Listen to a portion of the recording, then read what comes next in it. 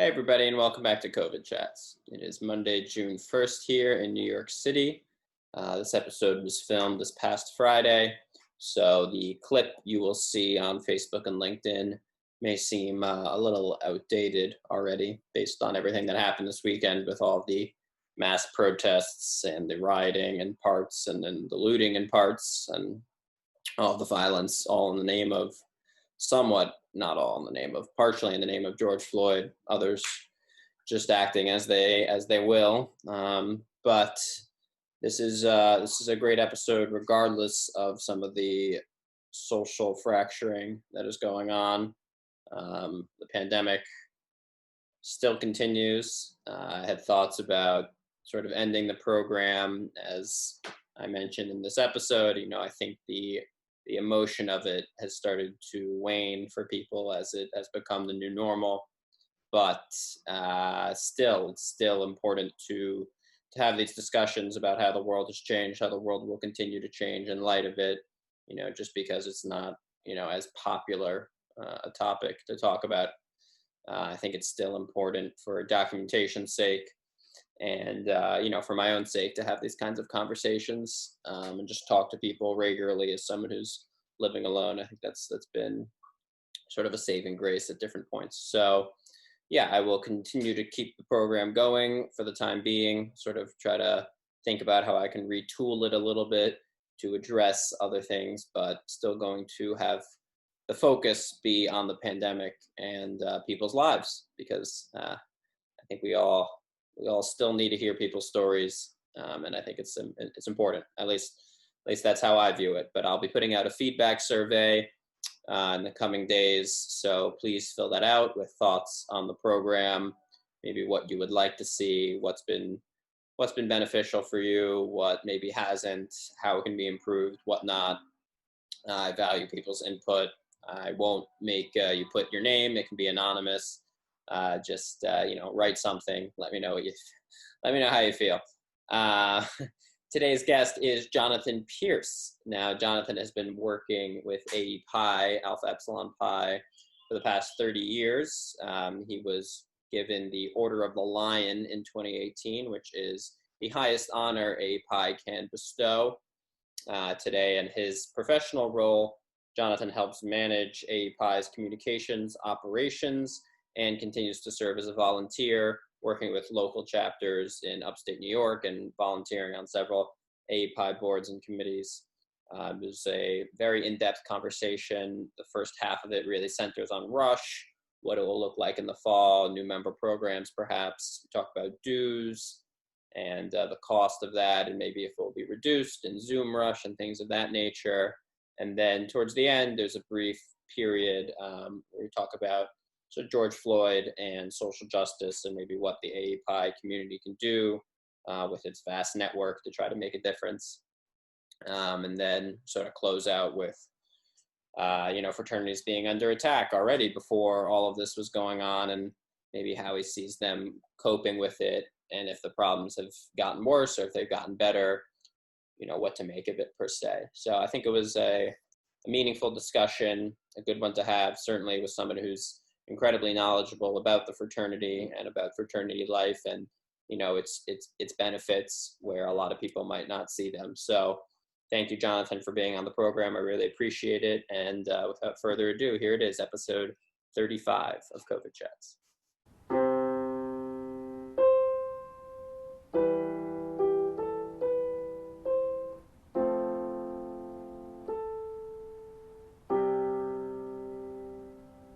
Hello, Jonathon, and welcome to episode 35 of COVID Chats. Hi, Ruben. Thanks for having me. 35 episodes. That's really impressive. Thank you. Yeah, it's been a very interesting program to run during this. At the beginning, they were coming out a lot faster, and I think that was also as a result that more people wanted to be on. I was getting some requests to come on, and people really wanted to talk about their experience. And as this has gone on, people have adjusted, and it's become the new normal, which is kind of the term everyone's using. Exactly. So. And we're all looking for something to watch and do. So yeah, it's a good time to be out there with content. Yeah, absolutely. It is. My only concern is that I'm going to keep going with it a little bit longer, but I think as we've shifted from the more dramatic and the more emotional parts of this, people are just, they have a little less invested in talking about how things have changed. So, Right. and as you pointed out, it is a great time to be coming out with content, but there is so much content, it's staggering. Right. Now it's hard to break through. Yeah. Yeah, very, very difficult, very difficult. So, yeah, but absolutely, still a great pleasure to have you on. A lot of questions about AEPi, but before we jump into that, I'd just like to ask all my guests, how are you? How are you doing? That's a great question. It's a great question to start. Thank you. I am doing fine. Thank God everybody is well in my family, and my parents who are down in Florida are doing well. Everybody's getting antsy. I'm here in upstate New York, and so we're still on lockdown here, and Right. That's okay. Luckily, my business is, running a public relations agency is relatively easy to work from home. We've been doing that kind of stuff, working remotely. But I was just I had a staff meeting this morning, and I was saying it's time to get back to work. It's time to get to the office so that I can see everybody and, whatever. So we're getting there. Yeah. A big part of work is, being in person, seeing the coworkers, just communicating. Well, in my business, in communications, it's collaborating. I can call my colleagues up and say, hey, I'm thinking about this, and try to bounce ideas off. But it's a lot easier when we're all in the same office, in the same space, and, I can yell, hey, I'm thinking about this, or I need another word for that, and somebody yells back at me. Right. It's a lot faster, too, than having to call someone up. Yeah, exactly. It's more interactive. Yeah. So you mentioned you're in upstate New York. Where in upstate New York? My parents are in the Adirondacks, in the northeastern part, and I've spent a lot of time up there. But are you that far up? Or? No, I'm in Albany. Oh, okay. Yeah.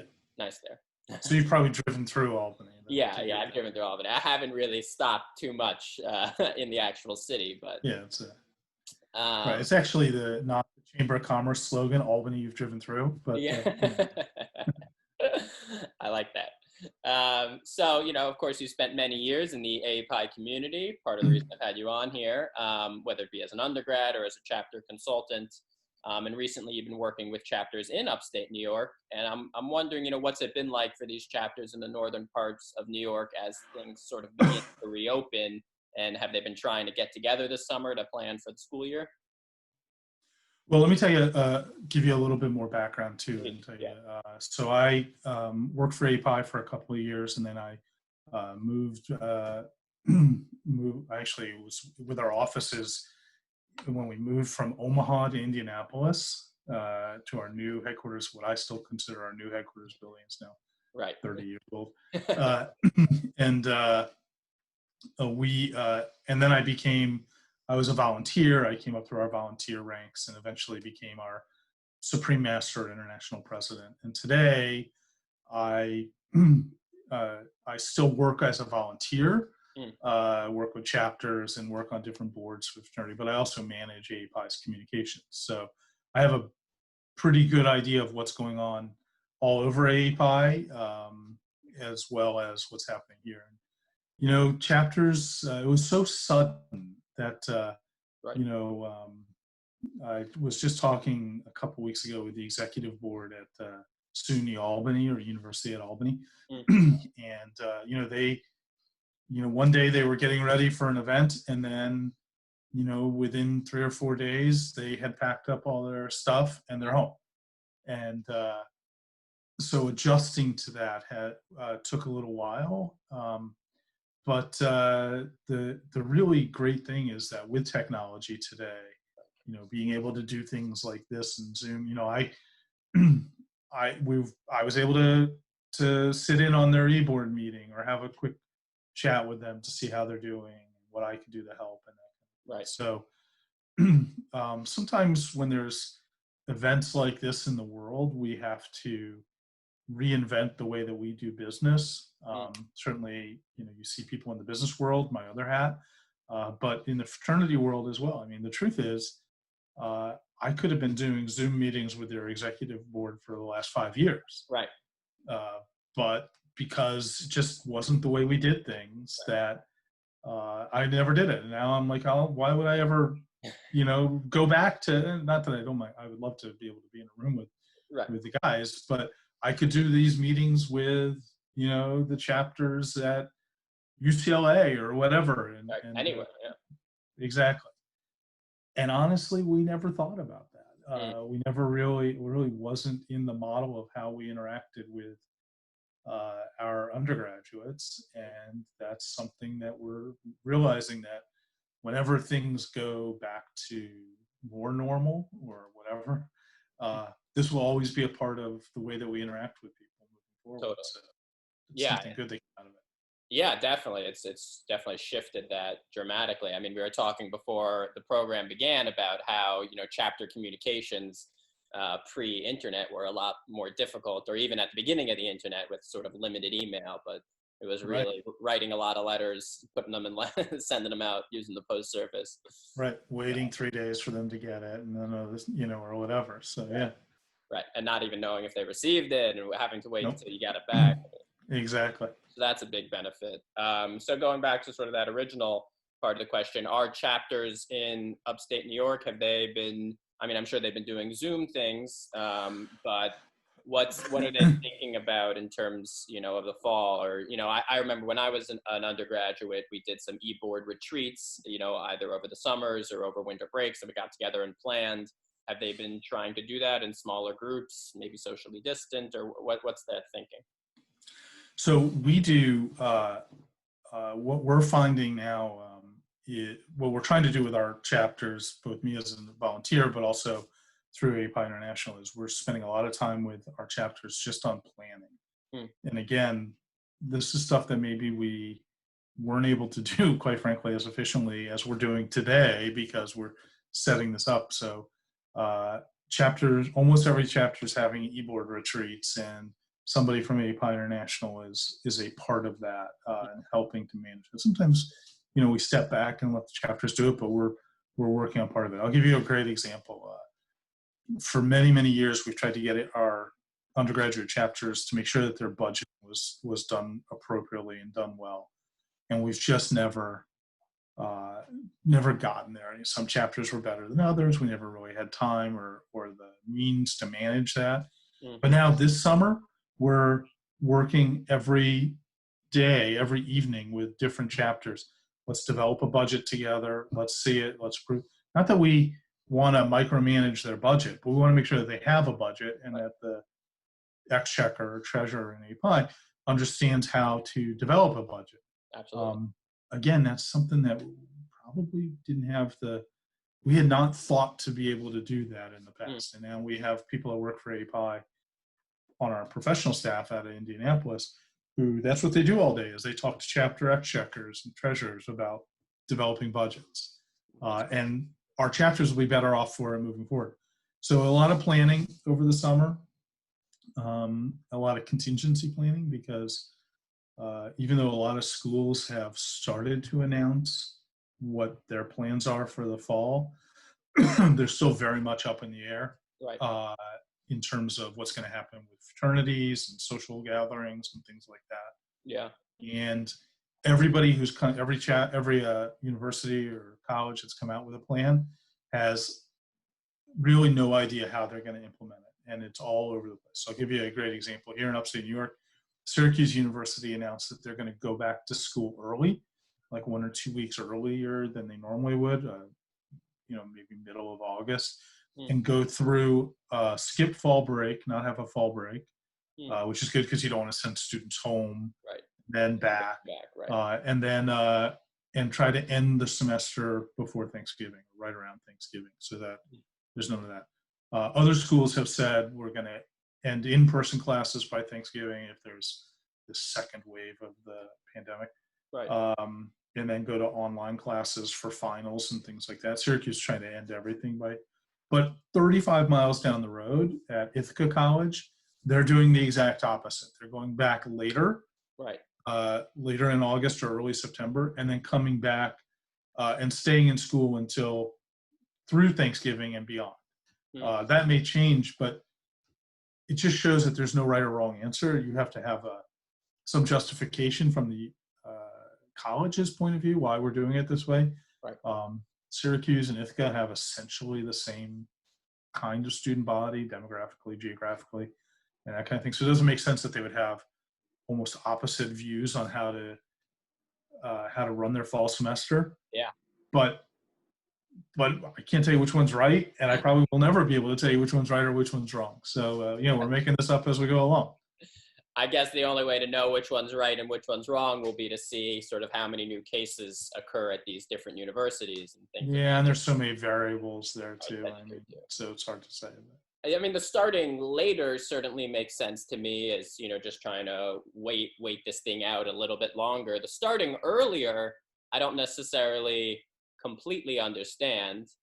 I mean, I get not wanting to send the students back for fall break because of, those concerns of having them dip back home and then come back and, worrying about them getting something there. But yeah, I mean, the starting later, I certainly see the use there. I think you froze just a touch there. Oh boy. Oh wow, that was weird. I don't know what happened. Yeah, it was a big freeze, but yeah, it's okay. You just froze up there, and all of a sudden it was gone. So yeah, I guess I'll just rewind to what I was saying. I mean, I understand sort of the purpose of the I certainly understand the purpose of the starting later, and I certainly understand the purpose of not having students go back for fall break. I think that makes a lot of sense. The starting earlier, maybe a little questionable, but then again, who really knows what the right thing to do is. There's no right or wrong answer. I mean, the theory, I think, is that in the fall, when the weather cools down, there will be, the increased likelihood of a second wave. But again, we don't know. Right. We don't know. Yeah.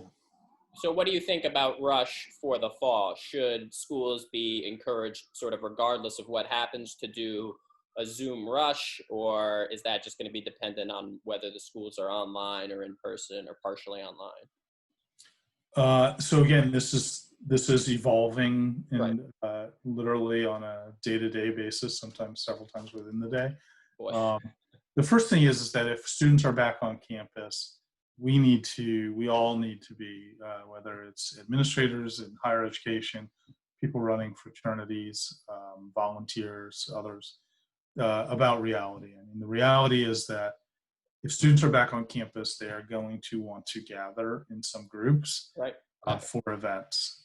So with that understanding, I mean, we can say, and universities can say you can't have more than 10 people at a gathering, or 20 people or whatever. It'll be very hard to control that. It'll be very, very hard to control that with students. And so going in with an open mind and saying, well, what can we do to minimize risk or mitigate risk? We're going to have to do that. So some schools that are online may be doing all virtual rush. We are working, AEPi is working with its chapters to make sure that if that's what we're doing, that we're doing that as best we can. AEPi might have a little bit of an advantage over some other organizations because our mission is so clearly defined and so easy for us to help identify potential members. So we might be able to go out and, our mission is to develop the future leaders of the world's Jewish communities. So we can find students who are more attracted to that mission, probably easier than other fraternities might have. Our target audience is a little bit more defined. Globally, not just on any one campus. So, I've been asked this question a few different times by a few different people. So, what does rush look like? In the end, recruitment is about making friends, and so we can do that today over computers. And if that's what we do, then that's what we do. And I think in some ways, again, going back to what we had talked about before, Ruben, that it's with technology, it helps us reinvent ourselves. In this case, it's really circular because maybe it's going to help us remember the values of the fraternity and the organization more so than maybe some of the physical, social aspects of it. So, what is it that you want to get out of a fraternity? It's a brotherhood. It's a leadership development. it's character building, it's helping with academics, it's helping guide your way around campus. It's giving you a group of people with whom you can socialize, but also that you can depend on, and those kinds of things. Right. That's all part of fraternity that we maybe are going to go back to and say, these are the kinds of people that I want to be with, that I agree with their mission. So maybe we'll get away from some of the more superficial aspects of fraternity, who has the biggest parties or whose intramural football team won last year or whatever. Yeah. Very few AEPi teams win the Yeah. Yeah, unfortunately, we're not known to be the best athletes, but No. We're better at team ownership than actual playing. Yeah. Yeah, I like that though. The emphasis on values over, some of the more superficial aspects, or just sort of exactly the aspects. I think that's important. So for us, it might be really beneficial for some of us to go back and reinvent, or reimagine or reconsider. This is what fraternity is really all about. It's not just about those other aspects. And, hopefully someday they will come back into the world, but certainly not in the near term. Right. I don't want to harp on this Rush question, but No, it's okay. Okay. A brother from the undergraduate chapter at Rutgers, which I was a part of, mentioned to me, some concern about, Rush if it is in person, and, having strangers come into the fraternity house and, greeting them, and definitely, being closer than 6 feet, of course, shaking hands and whatnot. There's of course a lot of concern there. Is there any thought about maybe doing a 1 semester freeze on Rush or new member programs? I don't see that happening because Rush is so important. Bringing in new members, it's, our friend Andy Borans is fond of saying Rush is the lifeblood of the fraternity. Yep. Probably heard him say that 3 dozen times yourself. I've heard him say that for 40 years, but he. So I don't think we'll do that. I think we're going to have to put in place, if it's in person, we're going to have to put in place a lot of new social distancing protocols. We're going to have to put into place all different kinds of things. Again, that might be good. Maybe it'll force us to spend more time one-on-one with somebody, as opposed to, at a big party where you might not have the opportunity to get to know somebody. So that's part of what we're figuring out. Again, there's no playbook for this world we live in today. So, but I think there's also the possibility that some potential new members might be reluctant to come out or whatever. But I think if they're on campus, there's going to be a desire there's going to be a real need for there to be something to fill that social void. So imagine being on campus but not allowed out of your dorm room. That would be really lonely. Yeah, that'd be horrible. That would be worse than being home and taking classes at home. Definitely. Because at least then you have mom and dad to feed you. So again, I think what we're going to see is that it's going to be tough. It's going to involve, it's going to take us being more creative, certainly safer. But I also think the need for fraternity in general, not just AEPi, but fraternity in general, has never been stronger. Because people need that kind of social network. They're going to need to rely on their friends, their fraternity brothers, to help get them through these difficult times. So. Yeah, I mean, I've been Zooming with brothers of mine, recounting old memories and talking. It's a great thing. Again, we could have done that. You could have done that right a year ago. You just didn't think about it, right? Yeah. I mean, I've heard of dozens of stories of. I just saw something today, like a group of guys from Hofstra in the 80s have been getting together once a week on Zoom, and they're like, "This is the best." It's like I don't even know what they're doing, but they've rediscovered this group that they went through college with and knew each other and were in each other's weddings and all that, and they kind of we all kind of go our own ways in large part, but now they've rediscovered it. They could have done that last year, they just didn't think about it. So when, whatever magic wand needs to be waved and we all go back to the real world again, hopefully that'll continue and those kind of connections will continue. I also had a great opportunity a few weeks ago now to talk to a brother of AEPi who's a therapist, a psychologist in California. I wrote an article for the AEPi website with him, and his big thing was just reach out, just take a moment to reach out to people. Right. And going back to my theme of fraternity might matter more today than ever before. He said, if you just reach out, call somebody you went to college with, even if it was you haven't talked to them in 10 years, just reach out. How are you doing? The first question you asked me today, how are you? How are you doing? That just hearing somebody ask you can be life affirming, can be really changing it. Just check in. How you doing? Great to catch up with you. Whatever. Look, if one good thing comes out of this pandemic that we have is that maybe we've all realized that those relationships are really important to us. Yeah. And so maybe that'll continue moving forward.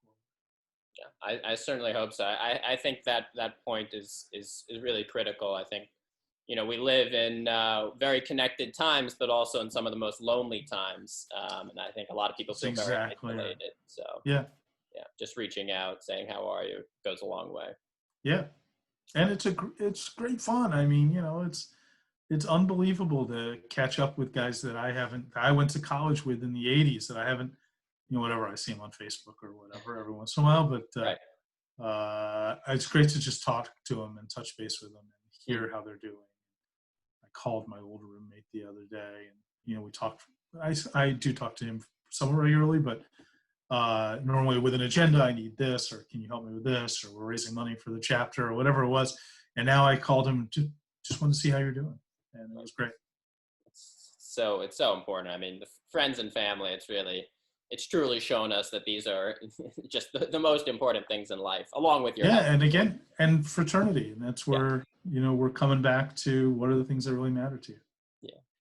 So, I mean, thinking about the future of education, if there is this theme, not even just for this upcoming fall, but just for the future of, more online learning, colleges reduce their capacities for in-person things. I mean, we've definitely seen trends in that direction. It might not, I don't think it's going to be a complete switch. Of course, there will still be in-person things, but for colleges that maybe do decide to go online, maybe strictly, will fraternities be able to function? I mean, it's such a big thing is being in person. How do you see that maybe for some of those campuses?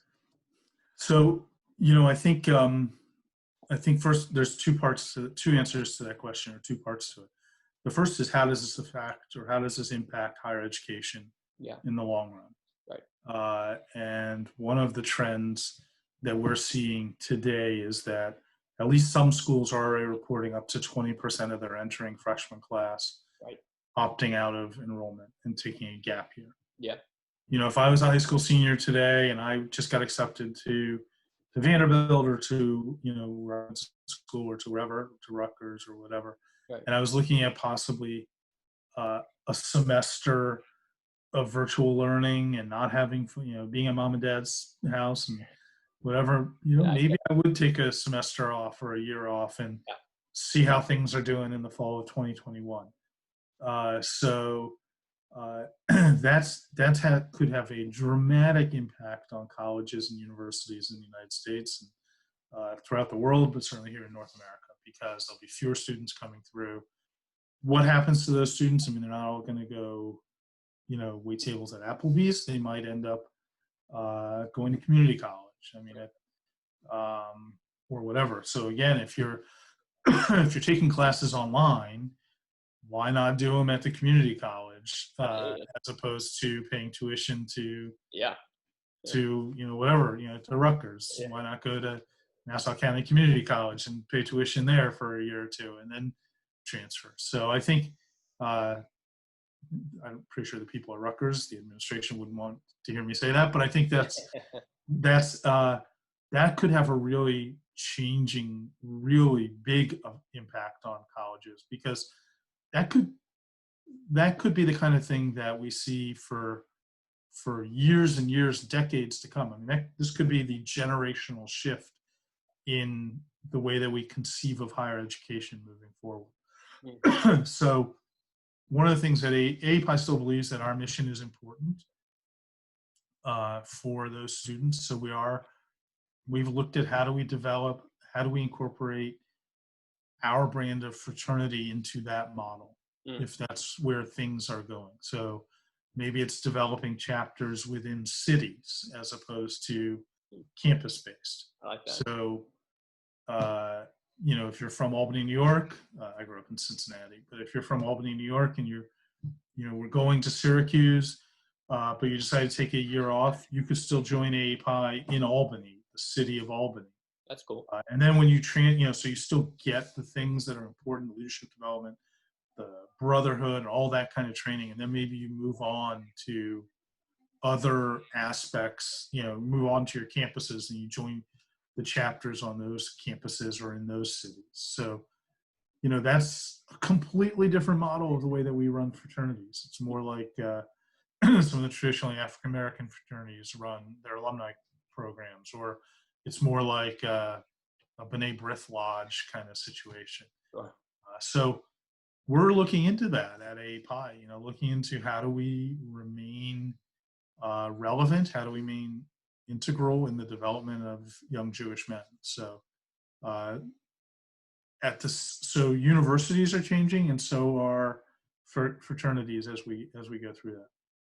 I could see, I don't know what happens if this continues for another 18 months from now, because I think that the one thing that we'll see is, in addition to the changes in the in the way that we work, in the way that we go to school, in the way that we play, and all that, the financial pressures are going to put a lot of pressure on universities.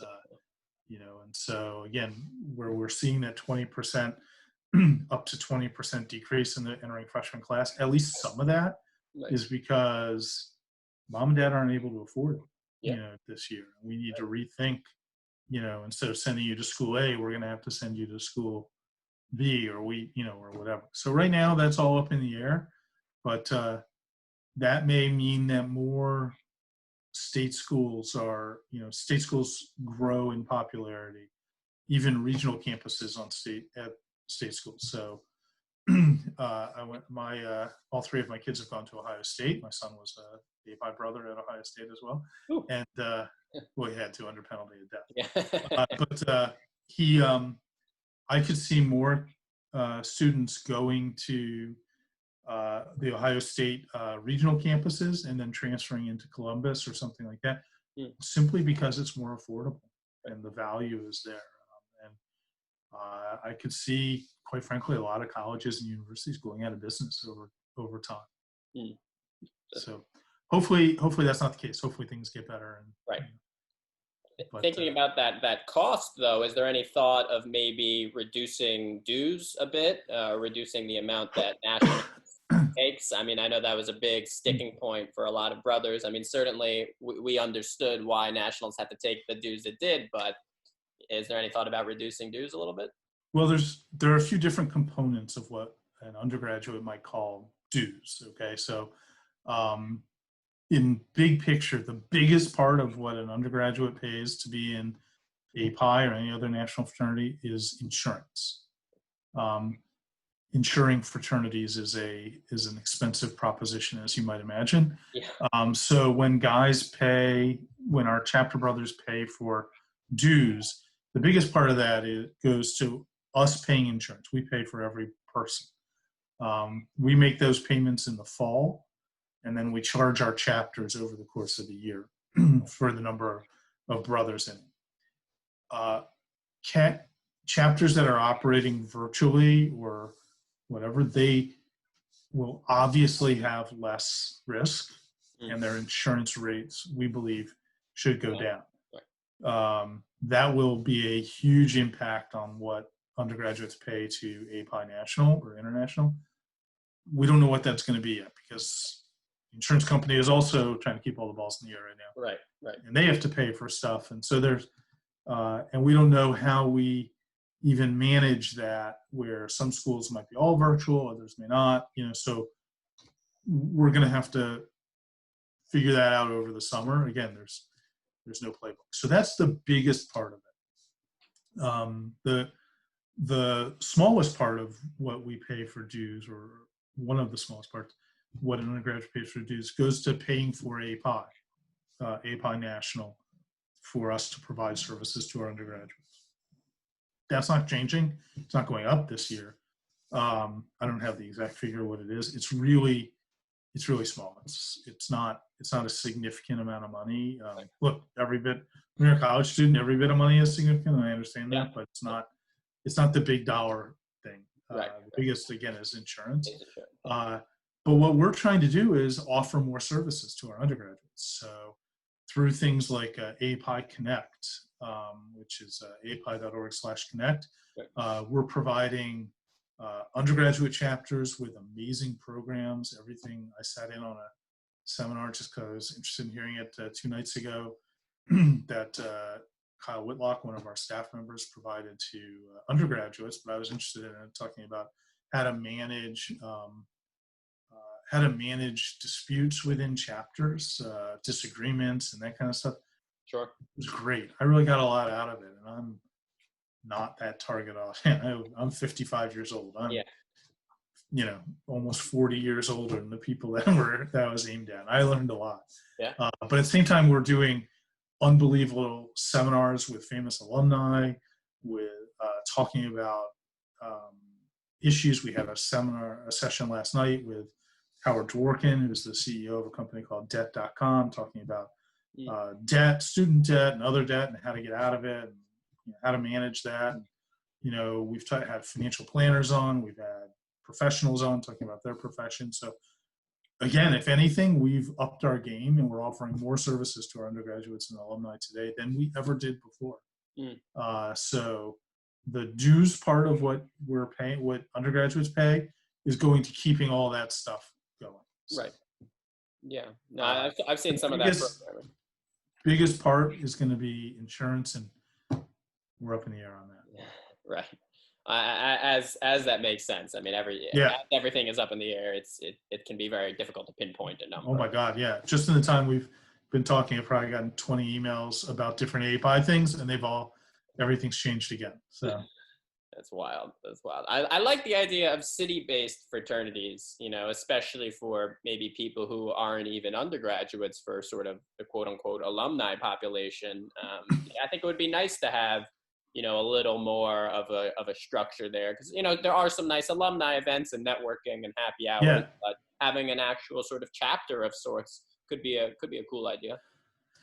Again, in this day and age, one of the things we found is that people are looking for ways to interact. Totally. So one of the most popular programs that AEPi Connect, again, this virtual programming that we offer, has put together is an AEPi, mostly undergraduate, I think almost exclusively, Discord channel. And by the way, I have no idea what I'm talking about now. Sure. But I know it has something to do with gaming and things like that. And there are like more than 600 undergraduates from around the world. That's awesome. Just playing video games together. That's cool. Which is great. I mean, as long as they're studying too, if they have these games. But they're connecting in there. We have alumni, mostly alumni, that are doing Peloton rides together all over the country, all over the world. Sweet. That we promote, because again, Peloton is apparently, I'm obviously not a client, but they are, it's something that would be more of a solitary activity. Yeah. But now guys are meeting, alumni are meeting each other from across the country and doing these rides together. And I see some of the crosstalk on social media. And they're like, hey, you did a great job last Sunday. I can't wait to see you next Sunday. And that kind of, and these are guys that didn't know each other before. Right. Right. So people are looking for connections today, almost more so than ever. I agree. We're stuck in our closets, in our basements. So. Yeah. Are you in a closet right now? No, I'm actually in my son's bedroom. My son, who has moved out. Yeah. And I told him I'm taking over. So I'm in his bedroom. I've turned it into my new office. So shifting gears a little bit, how can maybe fraternities use their network? And, we've mentioned how, we've connected together. So how can we use that to help those most in need during this pandemic? Well, certainly the giving people the opportunity to connect, I think that's part of it. It's a big part of what fraternities are doing. So our chapters are doing amazing things. A lot of our chapters are raising money to help those in need in the communities. A lot of our chapters are doing things to provide services or food to frontline healthcare workers and things like that. We've done a lot of that kind of stuff. Some of it has cropped up organically in our chapters, and others through AEPi International. But the needs of organizations haven't gone away. Right. So AEPi has a group of philanthropy partners, people that we raise money for through our Repair the World Fund, and their needs haven't gone away. In fact, they've become, they're more. Right. They have greater needs today. Yeah. They have more people that they have to help. They have more people that are in need, and so we're trying to get money to them through undergraduates and through our alumni raising funds. So raising money for COVID relief is obviously paramount right now, and helping people who most need it. But this isn't part of AEPi International, but it's something that I've been thinking about a lot. Did you, Ruben, when you're an undergraduate, did you go on a birthright trip or anything like that? I did go on birthright the semester after I joined, but it wasn't through AEPi, actually. I went with a couple of friends from high school. And we went okay, well, still, so you went on birthright. So imagine, you remember how many people were there, how many tourists were there, how many birthright students were there, thousands and thousands. You would go down to Ben Yehuda Street and there would be millions of college. It felt like you're at the world's biggest fraternity party, right? There were people from all over the country, all over the world in Jerusalem. All that's gone. And look, in Israel, they've had a lot of issues with the pandemic as well. Yeah. So I've been thinking about what for my personal philanthropy, and then try to influence the fraternity. When things get back to normal, what can I do to help support people in Israel? My wife and I have started talking about this already. Like, the first trip we want to take when things are normaler is we want to go back to Israel. Not because there's something but because we want to support the people there. The economy there has been, obviously it's shaken here, but imagine the sea change that they've gone through in Israel. So, we want to support there. And I think only AEPi is going to do that. All of the other international fraternities are going to do great things, raising tens of millions of dollars for the Lung Association and the Heart Association, the kidneys, and the whatever other organs, and every organ and diseases and all that kind of stuff. But AEPi needs to raise money.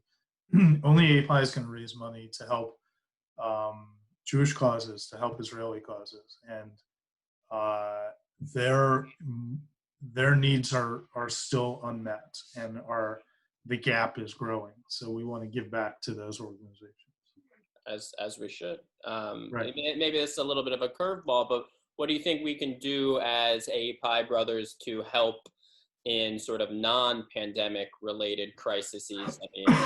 Obviously a very big thing right now is what's going on in Minneapolis with this, horrific police brutality incident. And it's not the only incident, of course. There's many documented incidents of this, just oppression against African Americans and the community at large. What can maybe we do as brothers and use our network to help with that? Well, actually, AEPi, you may not be aware, but AEPi has a long history of engagement in civil rights movement. If you ever saw the movie Ghosts of Mississippi, I haven't. with it's a book and a movie. It's about three young men from New York, from Cornell, who went down and tried to register African Americans in Mississippi, and they were killed. Wow. Wow. They were AEPis. And AEPi, nobody should feel more of a relationship to minorities and those being losing their rights and than Jews. I mean, we have 5,000 years of this. So I think working to teach our undergraduates about how our voices can matter in productive ways on campuses and in our communities, to step up and be leaders. We have in every one of our chapters, we work to develop a sense of civic mission, that you have a responsibility as a Jewish leader to lead on your campus, to lead in your community. And part of that is about social justice and about making sure that nobody loses rights that are affirmed to them as citizens of the United States or any of the other countries in which we operate. So, we're very sensitive to this issue. Yeah. And I think AEPi is going to help. AEPi brothers are going to help lead the way. I haven't talked to our brothers at University of Minnesota, but because I don't know where they are right now, because they're probably not on campus. Well, right. Even before this, they weren't on campus. They were probably at home.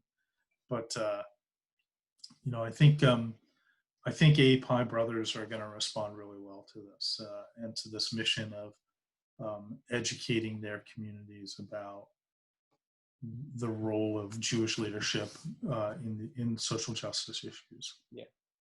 Education and awareness is really critical in that regard. I hadn't heard about Ghosts of the Mississippi. If you had to recommend the book or the movie, which one should I? I'm going to be honest with you, I never read the book, but the movie is phenomenal. Okay, I'll check out the movie. Ghosts of Mississippi. Yeah. So, before this pandemic, fraternities were already under attack, with calls to disband them on some campuses or make them co-ed. How has the pandemic affected that? Has it exacerbated this or maybe reduced it? It's right now there hasn't been that. I mean, now that fraternities in general aren't operating in the way that they used to. I mean, there haven't been the kind of stupid incidents that we've had in the past. So there's been, not speaking specifically about AEPi, but there's been fewer hazing incidents because there are no pledges, because there's no pledging going on, done virtually or whatever. So, so that's good. And again, I think coming back to what I said originally, if we are able to, as a fraternity movement, focus on the values that created our fraternities, not just AEPi, but all of the 50-some international or national fraternities. If we go back to the values that we're based in, then we're not going to have to worry about it, because they're all really important things in the development of young men, making them more productive in their society, making them a credit to their families, to their alma maters, to their communities, helping to develop men who are going to be productive members of society that we can all be proud of. So I would hope that in this pandemic, we're able to be more, we're going to actually find the real positives of fraternity.